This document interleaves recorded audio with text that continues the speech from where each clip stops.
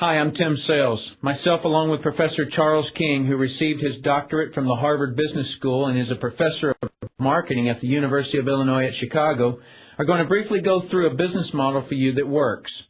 With this model, I was able to build a business that does in excess of $25 million out of 24 different countries. Now, that's not that rare, but I did it with no employees, no accounts receivables, no accounts payable, and no inventory. Someone recently said to me, "That sounds too good to be true." My response back to him was, "Is that a good enough reason to stop looking?"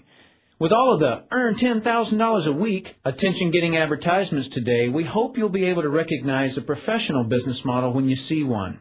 While you're reviewing this information, please keep in mind of the business knowledge that this information is coming from. Professor King is not only the professor of marketing at the university, but he also has a very large consulting business and has consulted some of the largest corporations in the world.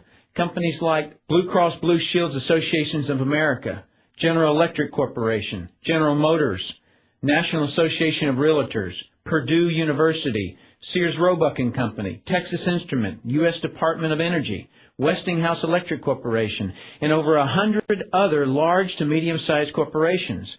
We highly urge you to sit back for the next 20 minutes and really comprehend this information. Upon completion, you'll be able to interact with your computer and our business model to get the most from it. Tim and I felt it important to begin the explanation with 4 principles of business that are essential to any successful marketing strategy. The first of the 4 principles is to have a huge, expanding market. If you were the best vinyl record producer in the world, would it matter today? No. It doesn't matter how good you are in an eroding industry. Every year, you would have to work harder to make the same amount of money. So, the first principle is to focus on product or service categories that are huge and expanding. The second principle is to have unique and consumable products. I'll cover unique first.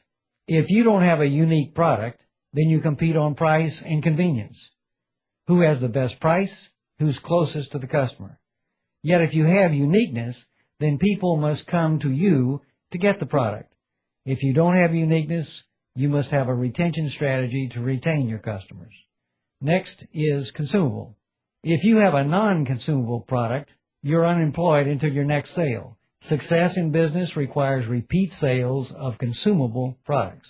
Whether that's every time someone picks up the telephone, connects to the internet, renews a membership, turns on electricity, or gets to the bottom of a box or a bottle. You want those repeating commissions because they can pay multiple times for an initial effort. And the third principle is timing. Primarily here I'm talking about trends in timing. During all cycles of the economy, there are people who are making money because of the trends and people who are losing money because of the trends.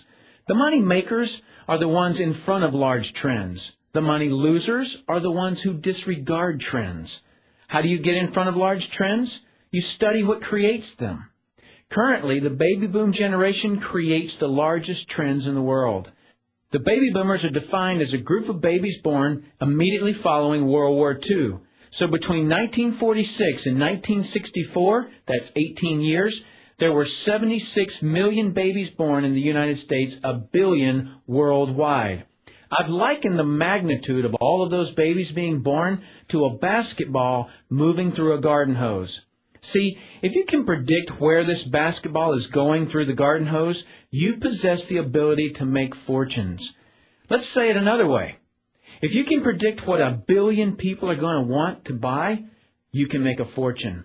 I want to give you some historical examples of the obvious buying patterns of these boomers. To start off with, what do 1 billion babies need and want? What business would you want to be in? How about baby food? Well, Gerber sold almost 2 billion jars of baby food by the year 1955. What do 1 billion babies need and want next? How about shoes and toys? Well, Buster Brown, Kenny Shoes, Mattel, and Hasbro got rich providing shoes and toys to this young group. I could continue with this, but I think you get the picture.